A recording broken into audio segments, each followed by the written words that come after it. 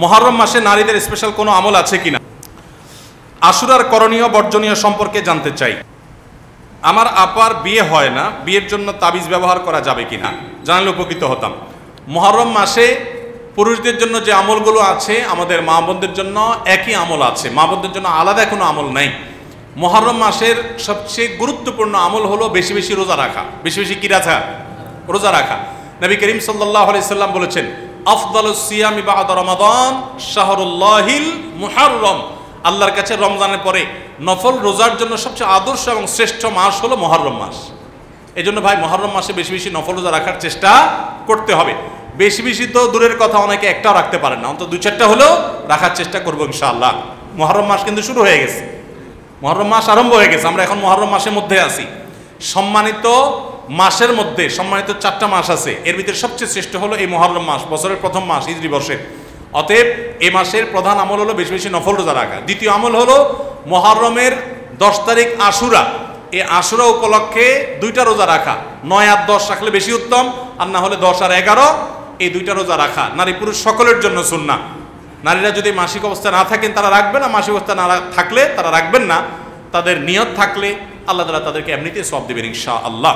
তাহলে মুহররম মাসে আমল হলো বেশি রোজা রাখা, বিশেষ করে আশুরা রোজা রাখা। এর বাইরে মুহররম উপলক্ষে স্পেশাল কোনো আমল নাই যে এই মাসের জন্য আলাদা করে এটা করণীয় আছে।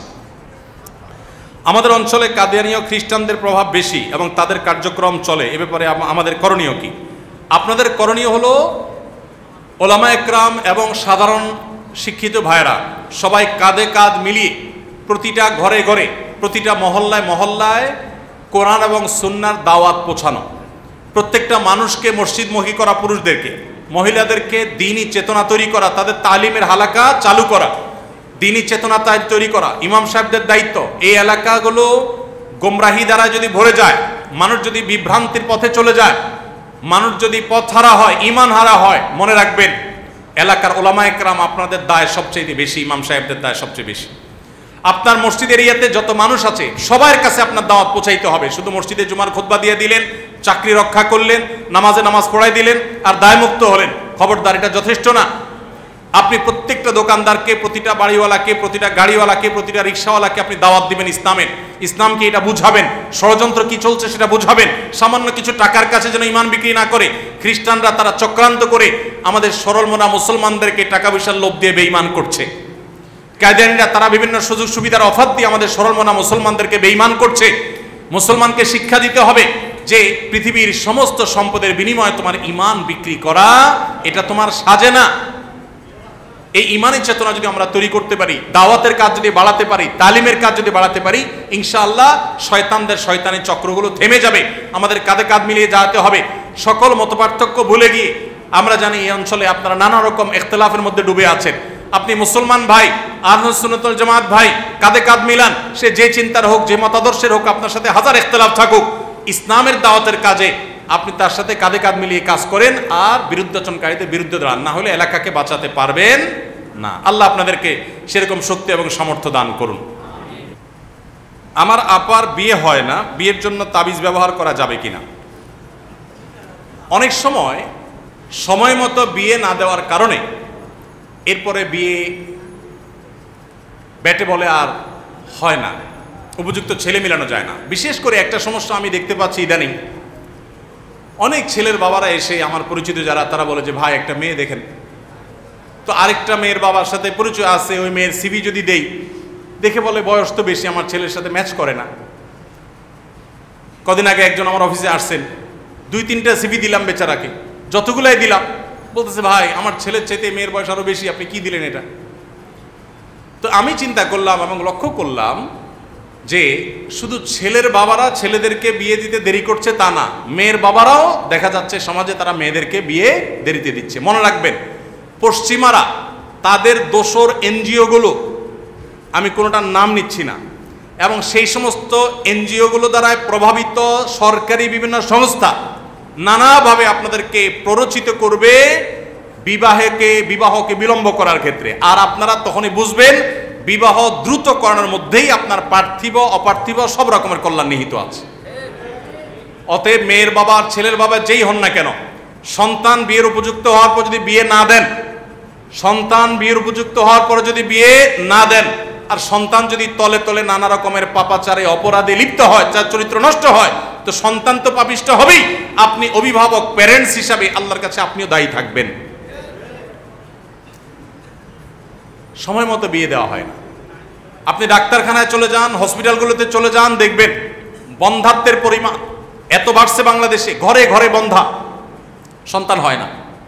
এর অন্য সব কারণের মধ্যে একটা কারণ এটাও লেট ম্যারেজ, অনেক দেরি করে বিয়ে দেওয়া হয়।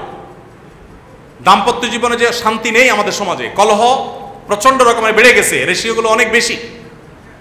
এর অন্যতম একটা কারণ যে দাম্পত্য সম্পর্ক কেন ভালো হচ্ছে না, কেন নষ্ট হয়ে যাচ্ছে আমাদের সম্পর্কগুলো, এর একটা বড় কারণ হলো এই লেট ম্যারেজ, দেরিতে বিয়ে। যাদের অনেক পরে বিয়ে হয় তারা মনে করে সব বুঝে শুনে নি, তারপর আস্তেদেরও বিয়ে করব, পায়ের উপরে দাঁড়া টায় নি। দেখবেন অ্যানালাইসিস করে বেশিরভাগ ক্ষেত্রে এই ফ্যামিলিগুলোতে সংসারে শান্তির পরিমাণ কম থাকে। এই জন্য ভাই, ছেলে মেয়েদের উপযুক্ত হওয়ার পর আর বিলম্ব করবেন না। মনে রাখবেন, এমন ফেতনা সংকুল সময়, ওই ছেলেরা মেয়েরা তাদের চরিত্রকে বাঁচাতে পারছে না, ভয়ঙ্কর একটা সময় চলছে।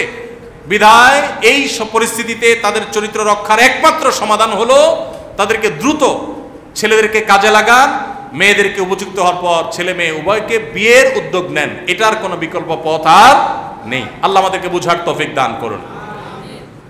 যে সমস্ত দেশে মানুষদেরকে আমরা উন্নত মনে করি, তারা আমাদের থেকে অনেক দিক থেকে উন্নতও বটে, কিন্তু এই একটা জায়গায় তারা আমাদের থেকে পিছিয়ে আছে। তাদের পারিবারিক ব্যবস্থাপনা ভয়ঙ্কর একটা জায়গায় চলে গেছে। বিধায় ছেলে মেয়েদেরকে বিয়ের উপযুক্ত হওয়ার পর আল্লাহর ওয়াস্তে আর বিলম্ব করবেন না, দ্রুততার সাথে বিয়ে দিবেন এবং ইতিবাচকভাবে দেখবেন, এবং এর সুফল আপনি নিজেই পাবেন। আর দেরি করবেন, আপনি নিজে এক সময় বিপদে পড়বেন। এরপর এসে বলবেন, হুজুর একটা তাবিজ দেন। এই যে কাগজ লিখছে না যে বোনের বিয়ে হচ্ছে না, তাবিজ দেওয়া যাবে কিনা।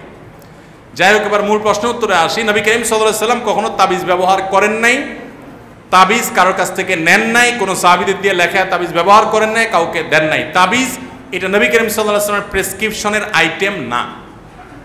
নবী করিম সাল্লাল্লাহু আলাইহি ওয়াসাল্লামের প্রেসক্রিপশনের আইটেম হলো ঝাড়ফুঁক, পানি পড়া, তেল পড়া, শরীরে ফু দেওয়া, আল্লাহর কাছে দোয়া করা, এগুলো নবী সাল্লাল্লাহু আলাইহি ওয়াসাল্লামের প্রেসক্রিপশনে ছিল।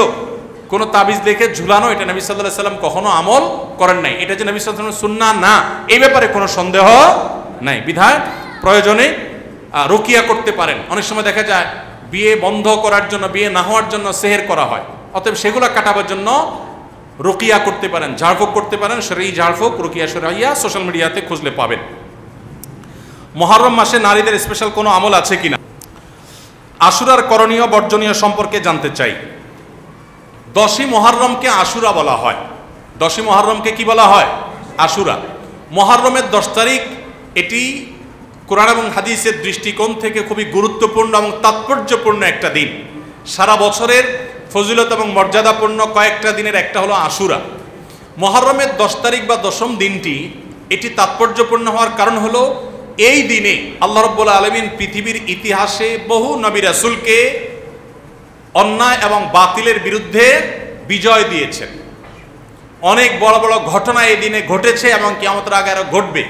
এই দিনের সবচেয়ে বড় ঘটনা যেটি ঘটেছে বা সবচেয়ে বড় আলোচিত ঘটনা হাদিসে, সেটি হলো এই দিনে আল্লাহ নবী মূসা আলাইহিস সালামকে আল্লাহ তাআলা ফেরাউনের বাহিনীর বিরুদ্ধে বিজয় দিয়েছে। মূসা আলাইহিস সালাম এবং ঈমানদারদের বিজয়ের দিন এটি। আশুরার 10 তারিখ বা মুহররমের 10 তারিখ বা আশুরা, এটি হলো বিজয়ের দিন মূসা আলাইহিস সালামের এবং বনী ইসরাইলের। ফেরাউন তাদেরকে ধাওয়া করেছে, আল্লাহ তাআলা তাদের জন্য নীল নদে আল্লাহ তাআলা তাদের জন্য নদীর উপরে রাস্তা করে দিয়েছেন। সেই রাস্তা তারা পার হয়ে গেছেন অলৌকিকভাবে।